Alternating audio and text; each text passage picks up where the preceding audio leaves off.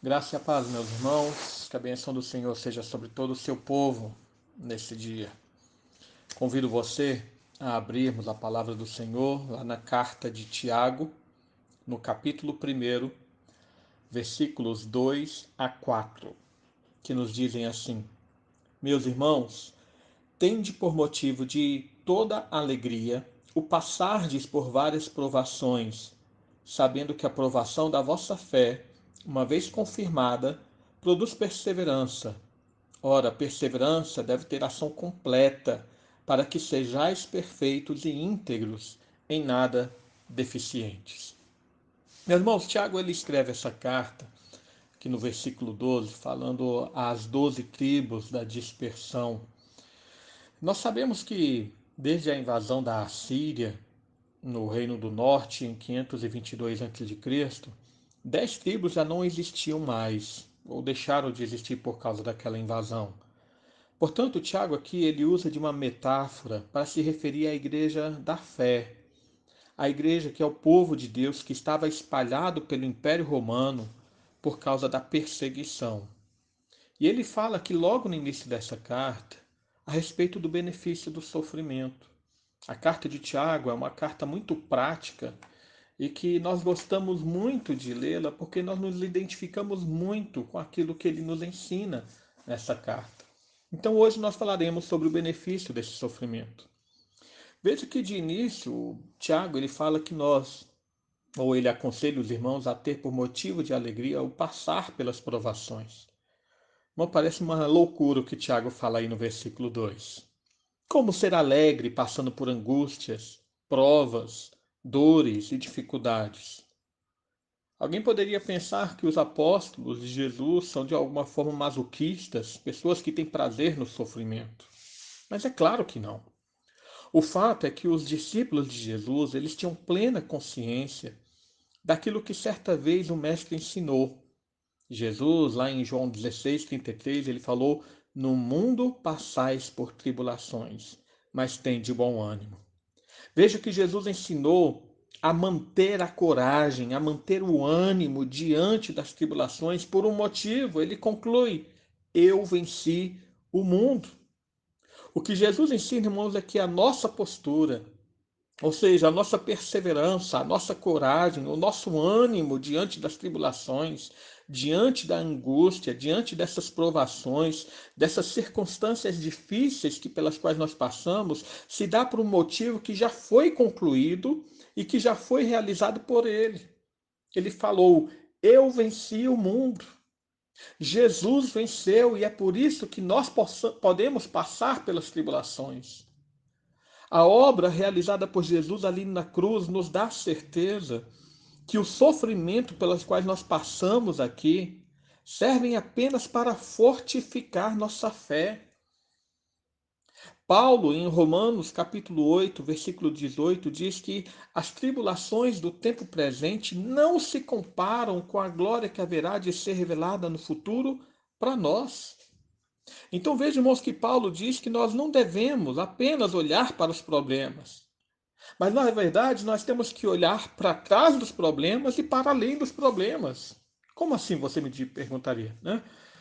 Paulo está falando, olhe para trás, porque embora haja problemas hoje, há alguém que já venceu essas tribulações. Há alguém que já venceu o mundo, há alguém que já venceu todas as intempéries da circunstância desse mundo. Então olhe para trás, olhe para a cruz de Cristo, olhe para o Mestre, porque ele já venceu e com ele nós vencemos também. Mas além de olhar para trás, olhe para a frente dos problemas, porque ele nos ensina que há uma glorificação preparada e prometida para aqueles que se mantêm perseverantes diante da tribulação. Irmãos, por isso que aqui Tiago fala, que no nosso versículo 4, que a perseverança ela deve ter ação completa. Ou seja, que a perseverança ela tem que ser contínua. A perseverança tem que ser resistente até o final. Não podemos parar no meio do caminho, não podemos desistir no meio da provação e da angústia, porque o resultado da perseverança só se alcança para quem não desiste dessa luta. Mas qual é o resultado da perseverança? O que ele coloca aqui é que a perseverança ela tem que ter ação completa para que sejamos perfeitos e íntegros, em nada deficientes. Irmãos, Paulo, ele fala de que nós somos vitoriosos por meio de Cristo quando nós passamos pela tribulação. Veja que em Romanos, no capítulo 8, versículo 35 e 37, ele fala: quem nos separará do amor de Cristo? Será tribulação, ou angústia, ou perseguição, ou fome, ou nudez, ou perigo, ou espada? E então no versículo 37 ele fala: em todas estas coisas, porém, somos mais que vencedores por meio daquele que nos amou. O resultado da perseverança é a vitória. O resultado da perseverança é a conquista da coroa, é a conquista do prêmio que nos está preparado até o final. Veja que nenhum atleta se torna eficiente e vitorioso se ele não lutar ou se ele não treinar com todo dor e esforço. Ninguém que começa um treino físico passa por esse treino de forma indolor.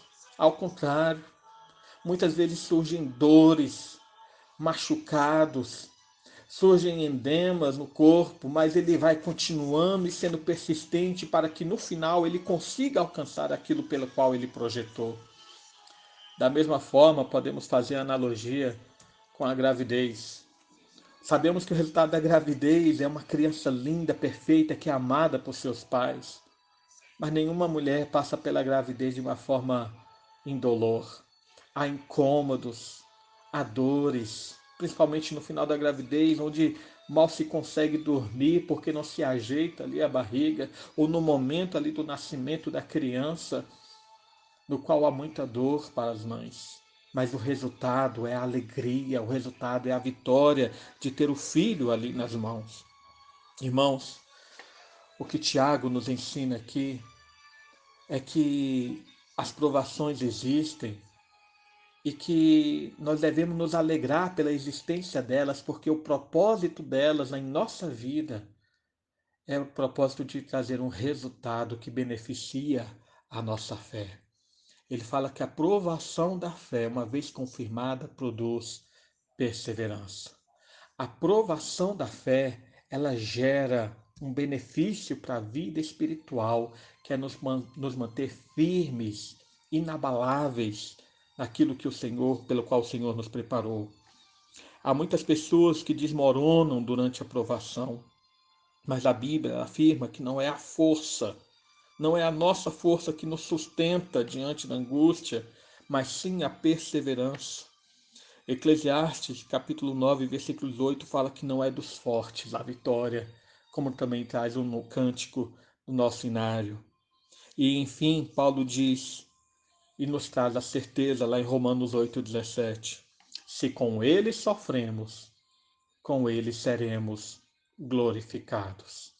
O que Paulo ensina é que da mesma forma que Cristo sofreu e morreu por nós, mas no fim ele ressuscitou e está sentado à destra de Deus, assim nós também temos essa promessa. Se Cristo foi humilhado, mas por fim ele foi exaltado, para nós também que mantemos a fé, que mantemos a perseverança diante da tribulação, há uma glorificação preparada também. Uma exaltação pela qual nós nos colocaremos diante do Senhor, recebendo a nossa coroa. Que Ele nos abençoe e fortifique a nossa fé constantemente e diariamente. Oremos. Pai amado, mais uma vez nós nos colocamos diante de Ti e adoramos o Teu nome, exaltamos a Tua glória, a Tua força e a Tua justiça. Exaltamos a Tua palavra porque ela é fiel e verdadeira, porque a Tua palavra nos ensina a viver de uma forma digna do Teu Evangelho. Fortifica a nossa fé, vivifica-nos para que andemos de forma digna diante de Ti e com a nossa postura diante das tribulações, nós possamos proclamar que tu vives em nós, que tu nos abençoa e que tu nos faz perseverar diariamente e constantemente na fé. Abençoa todo o teu povo espalhado por esse mundo, que é perseguido, que é atribulado, esse teu povo que não abandona a confissão da fé, embora haja muita perseguição. É o que nós pedimos, em nome de Jesus. Amém.